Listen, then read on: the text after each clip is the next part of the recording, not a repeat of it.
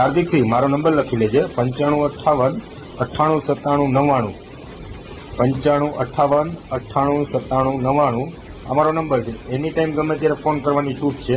ભાઈ હાર્દિકસિંહ, તું જો તારા એક હોય ને તો લોકેશન આપ, એટલે 24 કલાકમાં 24 કલાક તો થવા જ નહીં દઉં, પણ હું તને 24 કલાકનો ટાઈમ આપું છું કે 24 કલાકની અંદર હું તને ગોતી લઈશ. ખાલી લોકેશન આપ, આપણે બે સામસામે થઈ જાય. બાકી પિન્ટુ મામા અથવા તો રાજદીપભાઈને એનો વાડે વાકો થયો ને એટલે તારી તો જિંદગી હું બગાડી જ નાખીશ. એના માટે કદાચ મારા પિન્ટુ મામાને કે રાજદીપભાઈને કાંઈ થયું ને એનો વાડે વાકો થયો ને તો હું સમજાણું કાંઈ નહીં થાય. તો ભૂલમાં તારાથી ફાયરિંગ થઈ ગયા હતા. તું ખાલી આવીને બતાવ એકવાર, રાજકોટની બજારમાં ખાલી આવીને બતાવ, પછી અમે તને બતાવીએ કે અમે કોણ છીએ નહીં. તું એમ કહેતો હતો ને કે અમે કોણ છીએ, તો અમે હાવ વાઈટ સમજાણું. તું ખાલી એકવાર રાજકોટની બજારમાં આવીને બતાવ.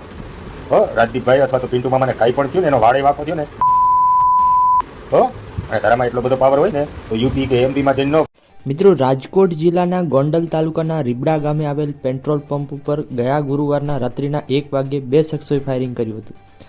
આ ઘટનામાં હવે મોટો વળાંક સામે આવ્યો છે. આ ફાયરિંગની જવાબદારી હાર્દિકસિંહ જાડેજાએ પોતાના સોશિયલ મીડિયા પ્લેટફોર્મ ઉપર જુદી જુદી સ્ટોરીઓ મૂકીને પોતે સ્વીકારી હતી.